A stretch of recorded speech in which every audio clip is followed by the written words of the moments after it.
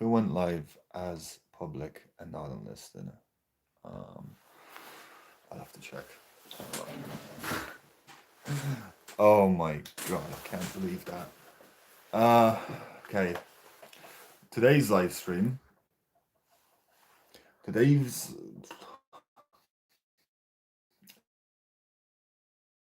today's live stream is going to be about creativity, right? Creativity and where it comes from, what it even is. I have to run this on my laptop and make sure this is actually live. Creativity. Like for each stream, I have to come up with. By the way, still a microphone. Uh, at this point, at this point, I'm giving up on even finding the microphone. Right. Creativity though, such an interesting topic. Um, I wonder if I go into YouTube. Hold on. If I go into YouTube Studio while I'm live streaming, will I be able to change it from unlisted to public? But I have to make sure. Imagine streaming as unlisted, which means only people with the link. That's a very exclusive live stream, actually. Like I'm trying to like it's interesting to me because I'm like where like why where when would you do an unlisted live stream, right? Interesting. Haven't really thought about that like fully, if at all. The live tab, it is public. Okay. Wow, I can actually see this. You know what? I'll go on this and I'll monitor the chat. I'll monitor the chat on my thing here. Yo, that's so funny. Like I'm literally watching myself live. One watching. I think that's me. Uh, join the live chat. Okay, lovely. See that? Woo! Seeing myself. Yo, we are actually just okay, there's a delay. There's a couple of seconds delay. Right, so we will talk about creativity, right? Creativity is such an interesting topic because it's like, what even is creativity? I like finding a word for each stream and then breaking it down in a way where I try to figure out where does it actually coincide with the whole music thing we're doing here, right? That's kind of what I'm trying to do every week at this stage. But creativity, we're gonna roll with creativity, right? It's very interesting because I was actually talking with someone about creativity a couple weeks back, maybe months at this stage. I've had so much going on. Some things are literally just the days to me. But creativity, I started writing down what creativity is. Yeah, there's there's actually not much on this piece of paper because it's mostly in my head, right? So, creativity. Wow. Where do I even start with creativity? We could start with the origin, where it comes from, or what the end result of creativity is, right? Which is, what would it be to you, right? I'll give you literally 5, 10 seconds to like just one thing. What is the first thing that comes to your head with the word creativity? Right?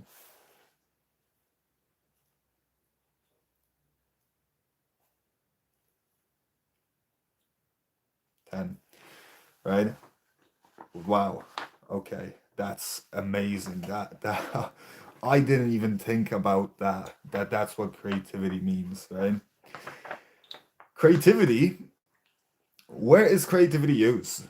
Right? Obviously, with the little, what would you call it? The little market thingy we are in, which is music. Music, right? What like that's creative, and it's got so many different creative departments or avenues you can go down.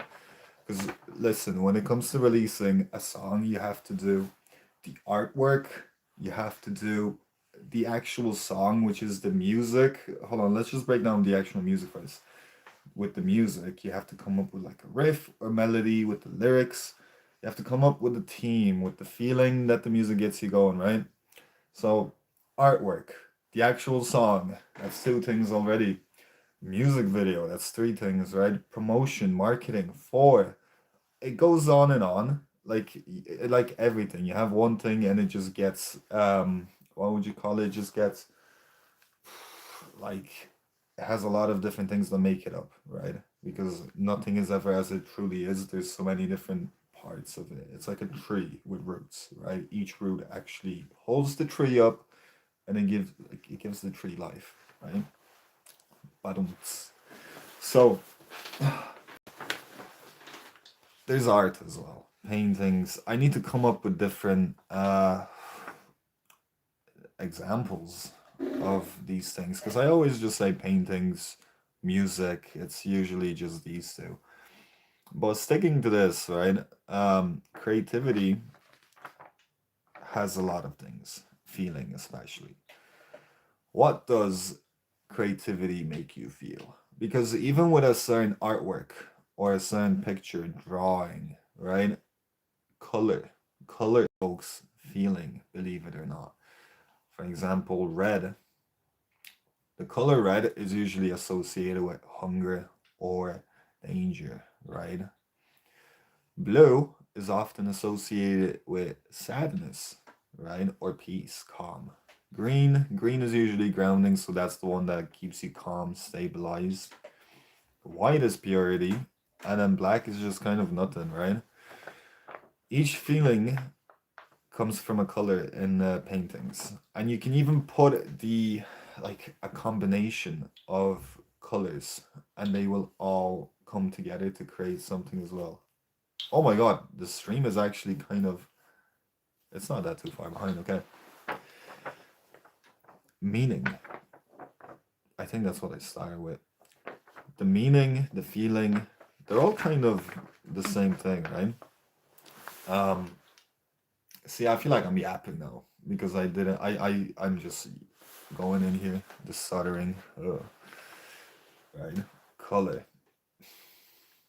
I heard from someone that creativity comes from your. This is just we're gonna get into a weird territory, but it apparently comes from your sexuality, like, which is interesting because I don't think that's necessarily true.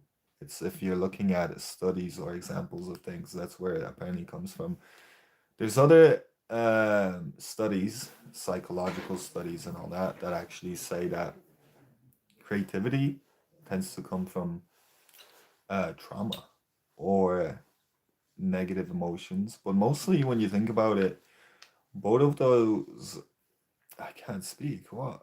Both of those examples of apparently where it would stem from come from feelings, right?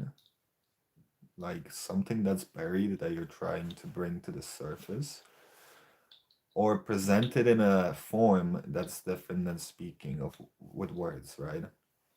You're trying to put a feeling, yo, okay, we're getting this. You're putting a feeling, well, the drip, let me get the drip out. You're putting a feeling that you can't necessarily put into words into a different form, which again would be music, artwork. Some people do it as dance, right? Some people just dance and they get that feeling out there. Like there's so many people I've seen before that they go through a lot. They have a lot of things inside of them that they haven't gone out of them and they just express it, let it all out with dances. And after they're done, they actually do have like a emotional breakdown or something because of the amount of emotions that were just buried. That's so that's so interesting how that works. But the entire process of creativity as well, tying it to our godly talks. When you think about it,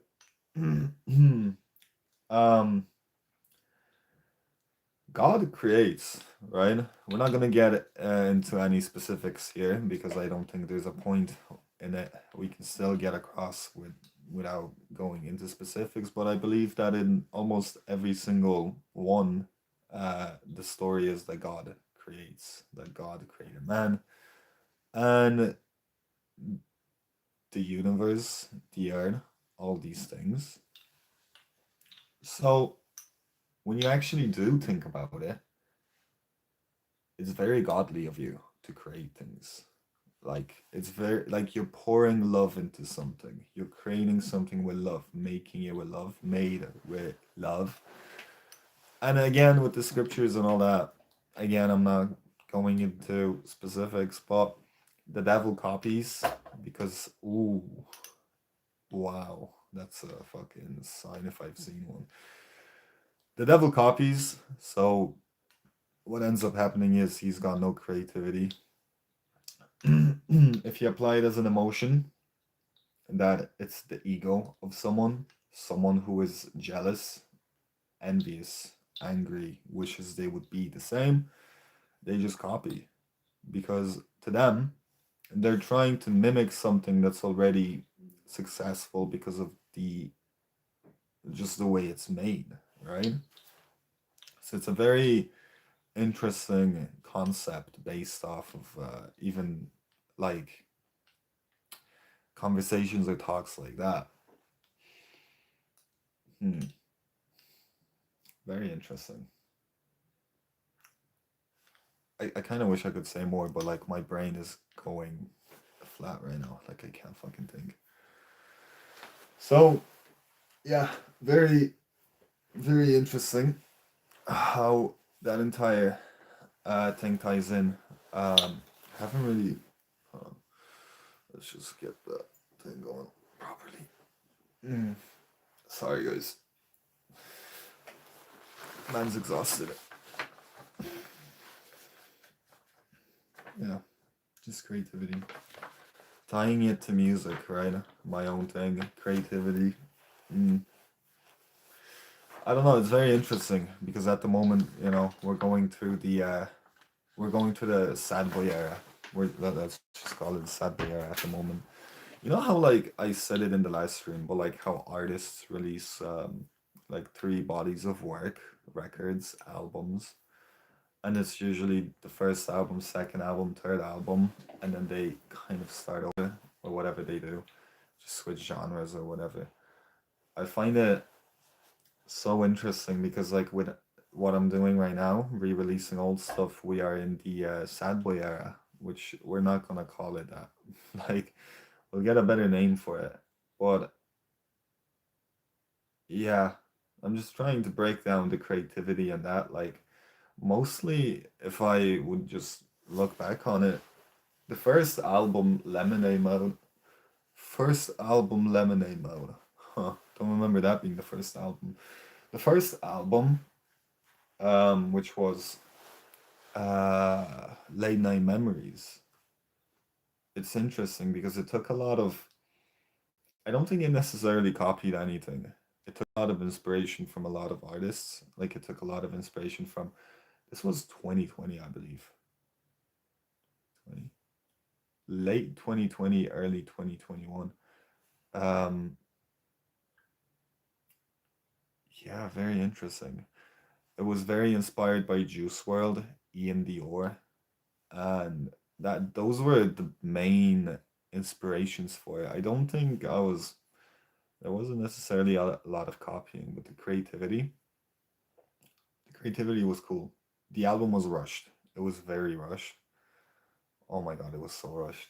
Like I wish I took more time with them back in the day, but I don't. I feel like even if I took my time, I would still like to be in the position I am in today to re-release them because I still believe that re-releasing them, redoing them is doing them such justice by re-releasing the album. The albums. And I'm talking about the albums, not yeah. Um yeah, like I'm trying to think. The artworks are creative, but like some of them songs, bro, I can't even tell you what they were about like properly because it's like I don't think there was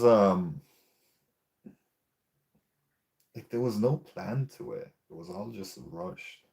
Writing lyrics on the spot. I would just go for a walk, write lyrics, and I would be like, yeah, we'll go with this. No, that was supposed to be the flow. Like now when I look back on it, I'm like, that should have been the flow that you work off of and you get better lyrics. But I didn't do that. I just went with whatever I wrote down and just went on with it, which is very interesting how that went on. It's just interesting. Late night memories. There were no visualizers. There was just the Spotify release, SoundCloud release. No marketing, just me messing around with playlist placements. Yeah. And I don't think I even touched visualizers or anything till Lemonade Mode or after Lemonade Mode. But oh my god.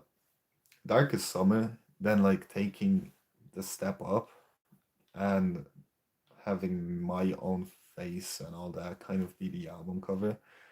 It's interesting because like I touched on this in a different stream, but just putting yourself out there on your own creative work, it was so much at the time. Creatively wise, that album took a lot of inspiration from MGK. I'm trying to see who else. It was very punk rock based, right? And at that time, I was just vibing to the MGK albums, the punk rock. That was such a good summer with this music. Well. And again, it was more about curating the album, having like an intro track with other tracks, just getting the vibe to go from a song to a song to a song, creating like a very nice flow. I feel like with all the albums, I managed to do that. It's just the quality wasn't there. And because I believe the very first album had interludes, it had an actual intro track. Then for the second one, there wasn't an intro track. Even Lemonade Man was rushed. There should have been an intro track. But that's the album where I got a lot more creative. I got got around to just, actually creating the artworks, getting them commissioned to get them drawn out. I'm trying to think, what were the singles? The singles were Stranger Things Attract, which had a custom artwork, which was commissioned. Lemonade Mouth, the actual album, had the thing commissioned as well. What were the other singles? Well, I kind of can't even remember the singles for that album. 21. 21 was just let's hit a vibe and release it. Red Code Red wasn't even a single, I believe.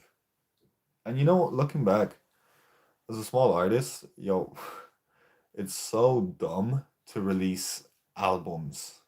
It's better to release EPs, but focusing on singles and doing like I literally learned what a waterfall release is after that. And a waterfall release changes so much. Like, oh my god. Like after Lemonade Mouth and during the whole name change process, I was literally testing out different strategies, checking playlist placements, websites, all this. And yeah, like, just coming to the conclusion that focusing on YouTube and focusing on YouTube and not chasing trends is the best way to go. Because I believe that's when you're able to be the most creative. You're not chasing trends, so you don't necessarily like you're not relying on anything external, you know? Like nothing external has an impact on the release date, on how it looks, how it sounds. It's just very interesting. And I've learned from this mistake. Like these songs are coming out as singles and then they're on an album. So it's kind of changing because as times change, as times change, you have to adapt. A lot of people don't even listen to albums these days. You do like the album drop is such a big thing for artists, but only for big artists, Like for small artists, it's mainly the singles that carry them. And then when they gain traction is the album, that's the main thing. Like, oh my god, like all the singles are on that album. So to me it feels more like these days, right? These modern music streaming days, it's actually the album is actually a playlist. It's actually a playlist of all the singles you've released. So imagine this. You release, if you go about it the old way, right?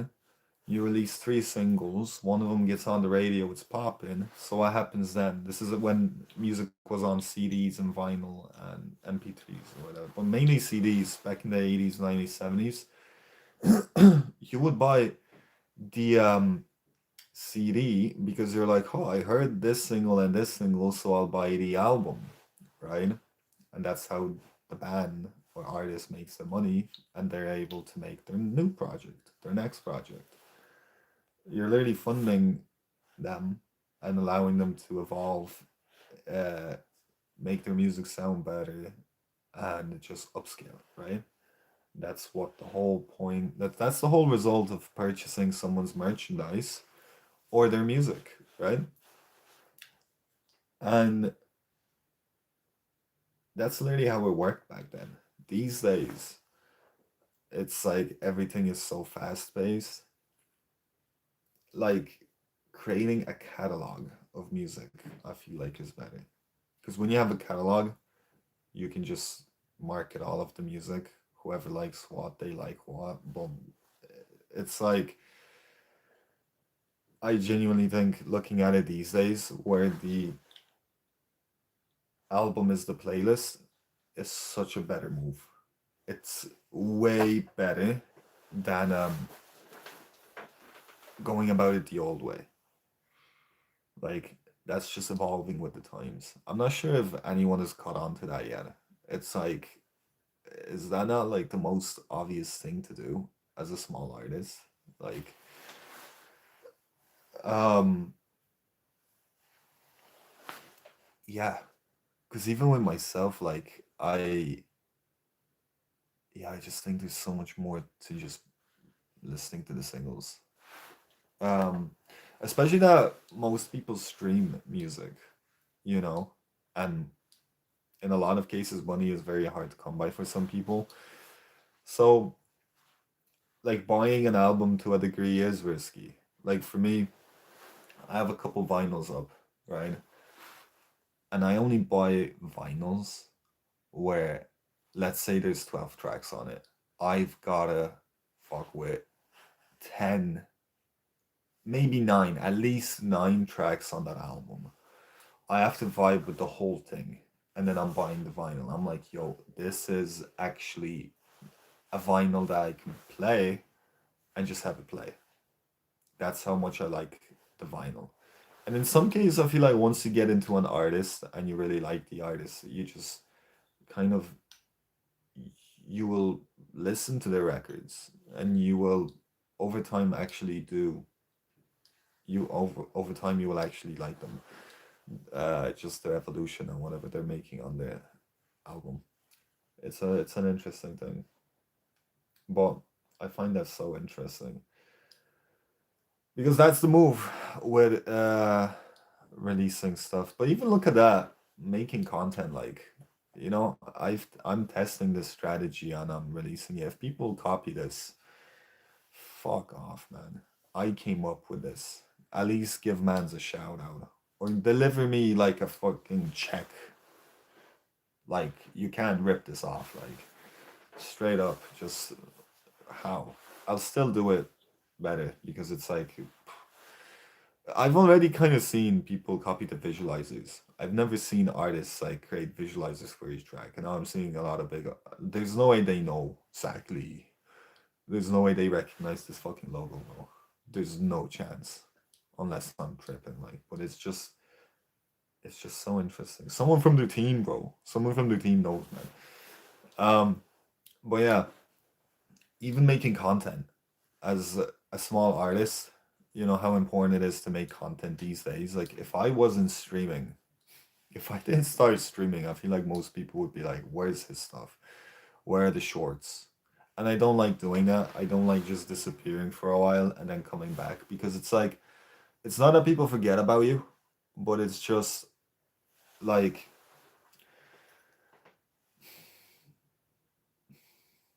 you're kind of stalling momentum. a momentum is built, right? Last year I didn't care because I was just building a little foundation so that I need to stop doing this. So that there's a little foundation for just getting things off the ground, like, and ironing out the mistakes. It's very evident in my YouTube shorts how you can see the progression and the evolution of shorts, the quality, the presentation, editing. It's it's needed because you're always supposed to just keep moving forward. You're not supposed to just chill in one mode. And just the streams have been great. I feel like it's kind of cool because you don't get this on the shorts. So I thought the shorts were like the best like connection here, but it's turning out to be the live streams, which is very cool. And yeah, just if you have an artwork for every single, and again, I was like an artwork for every single, really, bro. If you really want something, you'll find a way to do it, and I did find a way to do it. And yeah, just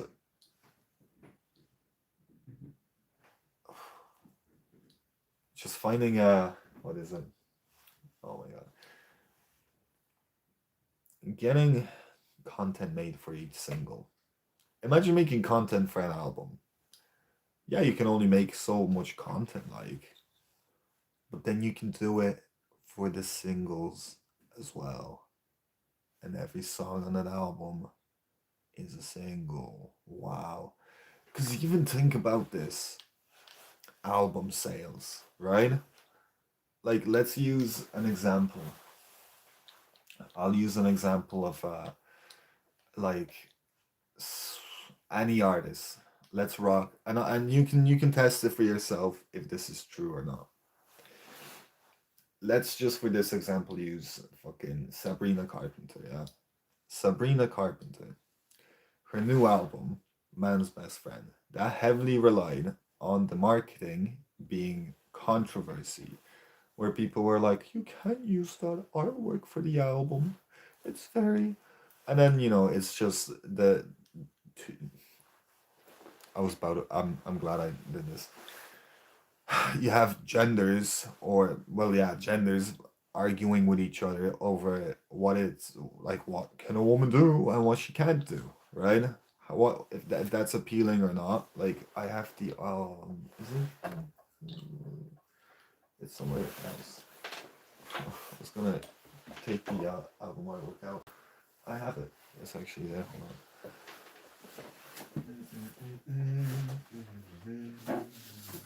Like this. Like, check this out. Like, people are saying this is controversial, right? And in a way, like, it's very interesting, right?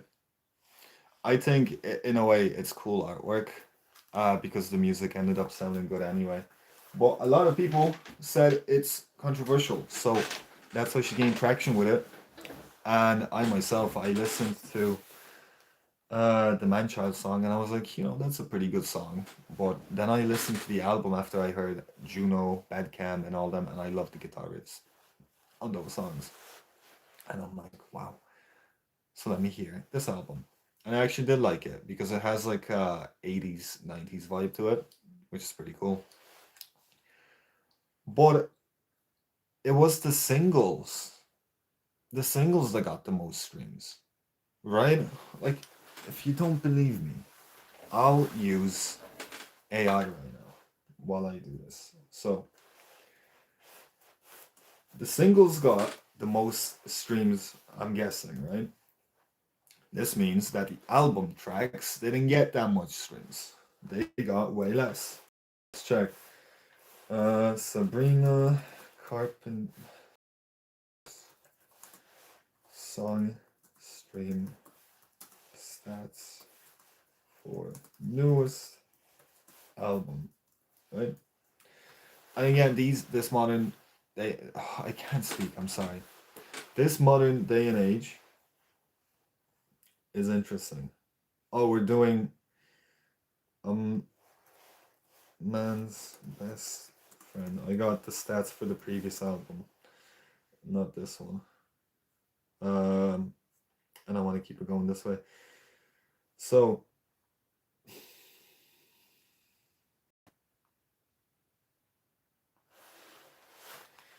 yo, is it just me or is AI just slow for each song?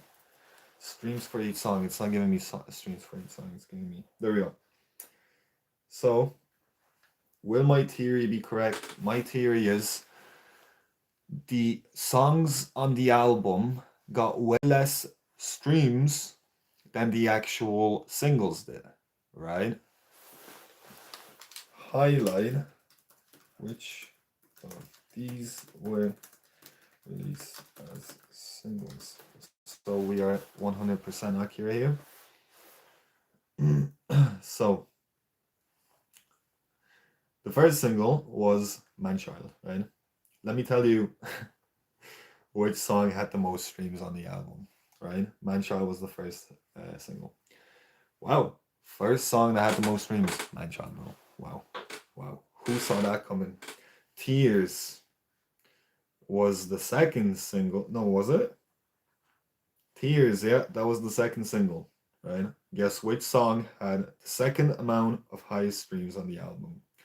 Oh my god, it's Tears. Tears had the like. Do you see what I'm going? Where I'm going with this, right? Now, the third one was House Tour, right? Wow, even that's crazy. House Tour had way less streams, and I think House Tour is one of the best songs on this. And Nobody's Son, and When Did You Get Hot? All of these other songs, they're at this time of streaming, Spotify estimates that they have all under 100 million streams, right? So you're telling me Tears, just because it was a single, had 4 times the amount of streams as all the other songs, not together, but just each. And Manchild, 10,000 times, sorry, not 10,000, that'd be insane, 10 times more. Do you know what this means? That if these songs were just released as singles without being sold as an album, they would all be getting a lot of streams, right? But the reason they're not is because album sales, they give the artist the biggest amount of money, right? Because of merchandise, because of the actual CD sales or vinyl sales. You can go touring. I still feel like you can just release singles and get the album out. And if, again, don't steal my idea, guys. I'll prove that this is true and it works. But it's just interesting that that works. Her other album did way, but it's been out for longer. But it also had a lot more upbeat tracks. But my point is, imagine the content you can make also. Also, again, it's not cheap to make content for uh, each single. But then again, like if you're making a crazy high budget production for your lead single, then obviously you're gonna run out of money for the other ones. I feel like a lot of these artists are wasting money. You can make things for so cheap. It's insane. Well, yeah.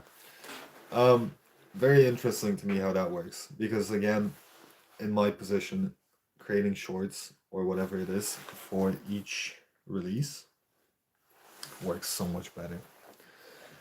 It works so much better because like as a small artist, you need to have momentum, keep going. So you have to create content. And if you have singles, you release them. Russ, independent artist, what did he do? Before the age of TikTok and the short attention span, he would actually release singles every single week. His point was he was trying to prove to himself, I can do it. So I guess he did it.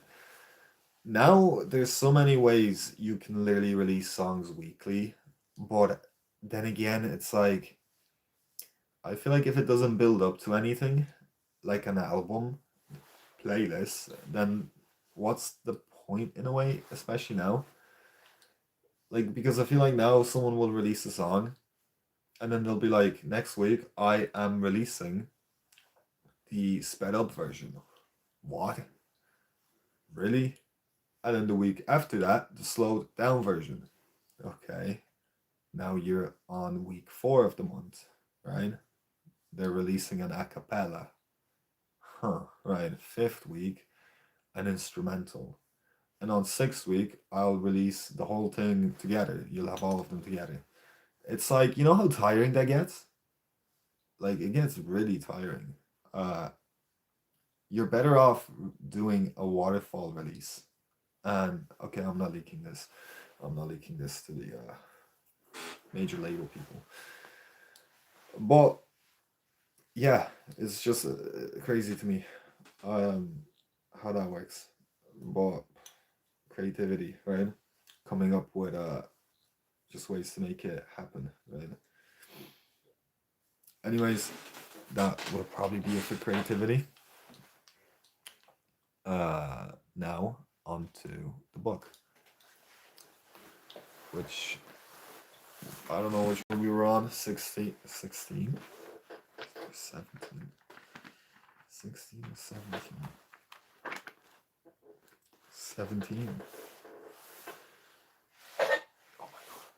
So, lesson 18, and don't tell me this will be poetic again, in a way.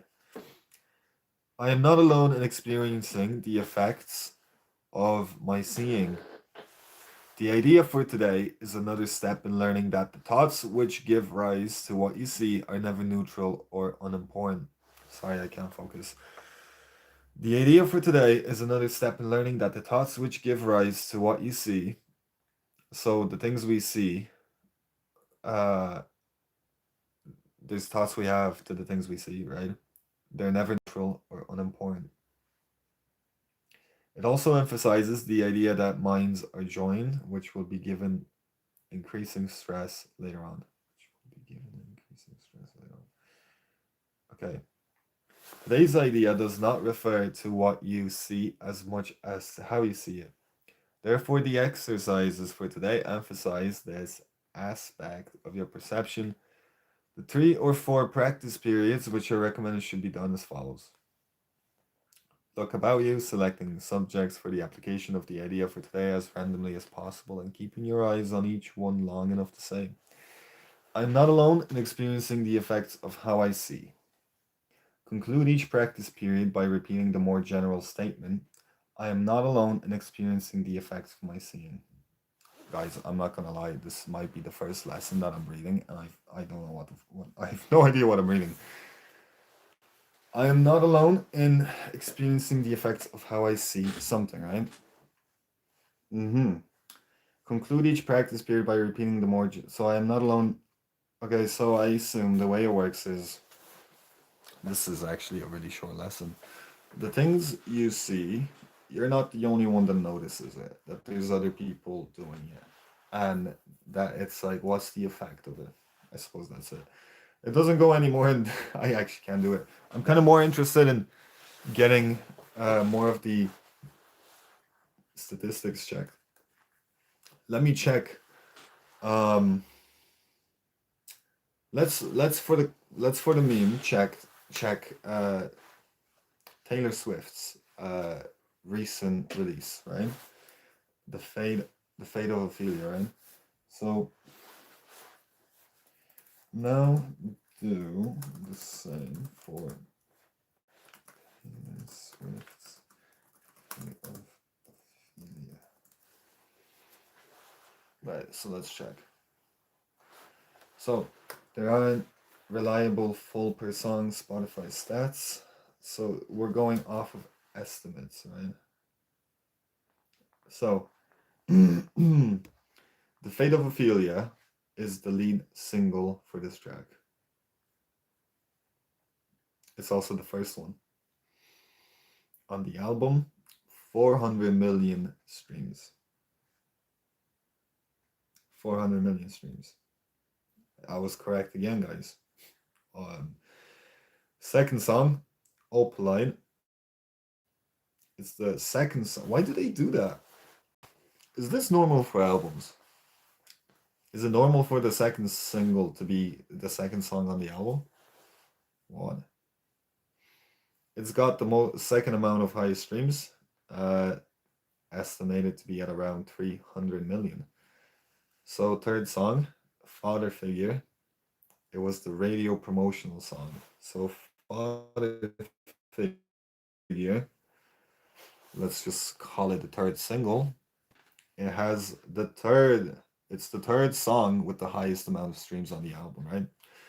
All the other songs, they're estimated to be at around, wow, that's not a lot, but, well, says me, like 80 million to 200 million, like, which again, the theory checks out. Where the album sold, like, but you won't hear most of these songs on the radio, or you won't hear many people talk about these songs, which is interesting. I want to check for the 1975, a brief inquiry into online relationships. I want to check that one. A brief. So there's an album by the 1975. I remember this um, rollout. I remember this rollout very well because I was, what was I, 17, 18 at the time. This album came out in 2018, I believe. But yeah, fall 2019. Well, fall. That fall would mean winter. Winter 2018. I believe it was delayed. So, wait. I thought this album would have way more streams. Okay. This album had 5 singles compared to the other two ladies. They had 3 singles each. These fellas had fucking 5 singles for their album. And the album had 1, 2, 3, 4, 5, 6, 7, 8, 9, 10, 11, 12, 13, 14. 14 songs. So 30% of the album was already out. Also, I'm realizing that uh, the list, it shows up in streams. It doesn't show up in the order. So Tears wasn't the second song on Sabrina's album, and Opalite it wasn't the second one on Taylor's. So the first single was "Give Yourself a Try." Wait, why is this? Okay. "Give Yourself a Try." 180 mil, right? Out of all the songs, it wasn't the best single.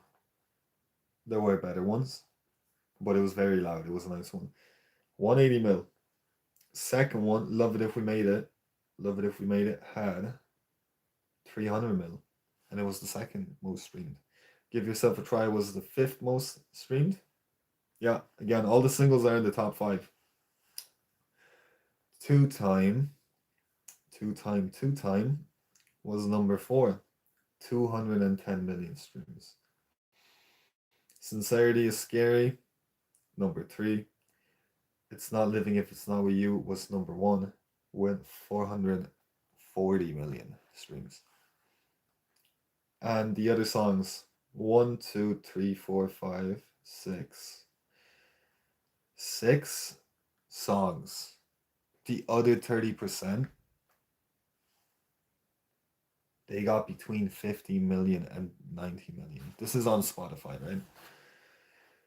So 30% of the album, wow.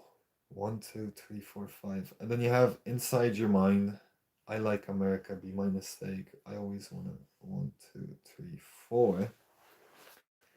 The other 30% was between 55, well, between 90 million and 140 million. So you can definitely draw the line halfway through the album, seeing where it comes to success, if you want to call it. Well, again, crazy. Like this is what I was doing, bro, since a young age, man. Just analyzing this, just looking at releases, music, how it all looks and sounds. That's crazy. How is no one in a major label seeing this? How am I? What? You're telling me that you're not seeing the whole point of releasing singles? Like I get that it's a lot of effort to release an album, right? But like when you go on like promo tours to radio stations and all that, you're not doing it for every single song. It's like sorry, I'm tired. But you're giving the audience like a lot of these artists, they have a solid fan base. They love seeing those interviews. They like even when you go to different radio stations for each single, why don't you go to the small ones? I know you're going to the big ones to get streams and all this, but you can literally build up the smaller ones. So there's more like bro, are you all tripping? Like you go and you let's say you have 14 singles, bro, you put all of the singles on a radio, like as a single, like you know when you go to the radio and you, hey, this is my song, this that, it's this, it's for the album this. Bro, each release goes about and it comes out. It's incredible to me that this isn't really. It's just like this. Wow. I want to check now. Let's check the chain smokers, guys. I'm so invested now. Chain smokers. It's gonna be so far so good. Let's check. It's so funny training an AI. Like once you literally tell it what you need done, it does it. Wow, but now comparing the streams, I thought the chain smokers had a what? No way. I can't believe this. That's crazy. Wow. Some of these artists are actually like powerhouses in the industry. Wow. Oh my god. Because comparing Sabrina's album to the Chainsmokers, yo. So High by the Chainsmokers was the lead single. It had 175 million streams. I listened to this album so much, by the way. So seeing this is mad. 175 million. iPad. iPad had 120 million, right? Riptide, the third single, 90 to 110 million. And by the way, so far we're literally going in order. The first single was the highest, second single was the second. The fourth one was called I Love You. And again, uh, Ford on the singles list, Time Bomb. The fifth was actually, wow, it didn't do that well at all. But why did they not release Channel 1 as a single? Or testing? Or one of the sadder songs? Like, if you're serious, that would have been a good one. Like, in a way, it feels like those songs just get buried then, you know? But then it's like, how can you not once the sing like you know how the album comes out when the album comes out sorry yeah once the album comes out, why not put in the same like what's the marketing team doing then, right? Like I know the album is out, but you should be pushing the singles, not the album. No, it's just interesting to me because it's like you do see a lot of billboards and stuff like this album just came out right on the New York Times Square, but no one's watching it. Like people are seeing it, but it's like, oh, it's an album. You know, that's effort. That's a lot of songs. But I feel like, whatever.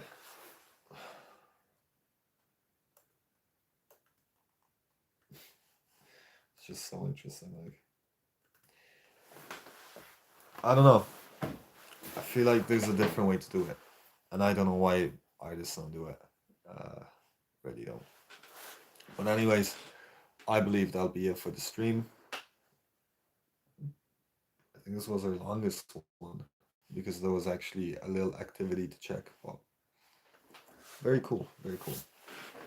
Thanks for watching. I'll see you in the next one. Yeah, have a good one. Wait, before I go, actually, what was this lesson, bro? I am not alone in experiencing the effects of my seeing. I am not alone in experiencing the effects of my seeing. So the effects of what you see, you're not alone in experiencing them, feeling them. Like I'm very confused. Usually I get the wording like instantly, like we're here. Is it supposed to go into? Okay, let's just do the next lesson while we're. No, this isn't the next lesson.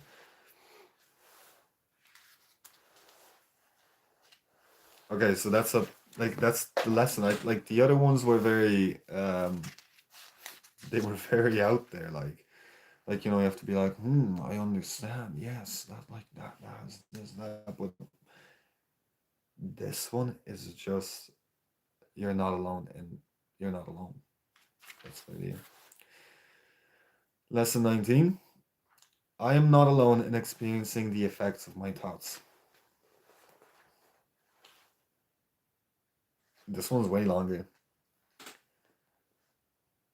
The idea for today is obviously the reason why you're seeing does not affect you alone. You will notice that at times the ideas related to thinking precede those related to perceiving, while at other times the order is reversed. So you will notice that at times the ideas related to thinking precede those related to perceiving.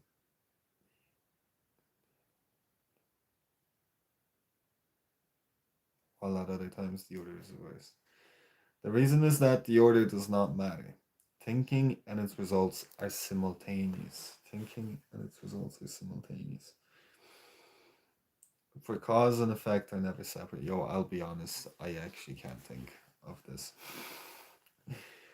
Today we are again emphasizing the fact that minds are joined. This is rarely a wholly welcome idea at first, since it seems to carry with it an enormous sense of responsibility. Mm, we won't do it. We won't do it. We'll do it a different time. We'll do it a different time. But anyways, thank you for watching. And I'll catch you in the next one.